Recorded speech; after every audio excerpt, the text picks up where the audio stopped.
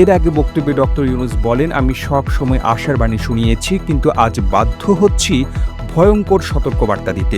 চরম জাতীয়তাবাদ ও ভূ রাজনৈতিক উদাসীন্য বহু দশকের অগ্রগতি ধ্বংস করেছে। গাজার শিশুর মৃত্যু মিছিল, হাসপাতাল, বিদ্যালয়ে বোমা বর্ষণ এবং লাখো মানুষের গৃহহীন হওয়ার বাস্তবতা তুলে ধরে তিনি বলেন, এই অবস্থা চলতে থাকলে ভবিষ্যৎ প্রজন্ম ও ইতিহাস আমাদের ক্ষমা করবে না। মাননীয় সভাপতি, আমি সবসময় মানুষকে আশার বাণী শুনিয়েছি, কখনো ভয় দেখিয়ে কিছু করা আমি সমর্থন করিনি, কিন্তু আজ আমাকে সেখান থেকে সরে এসে ভয়ঙ্কর কিছু কথা বলতে হচ্ছে। ফিলিস্তিন প্রশ্নে বাংলাদেশের অবস্থান দৃঢ়তার সঙ্গে জানালেন ডক্টর ইউনূস। সে সাথে পূর্ব জেরুজালেমকে রাজধানী করে 1967 সালের সীমারেখায় ফিরে গিয়ে স্বাধীন ফিলিস্তিন রাষ্ট্র প্রতিষ্ঠার জোর দাবি তোলেন প্রফেসর ইউনূস।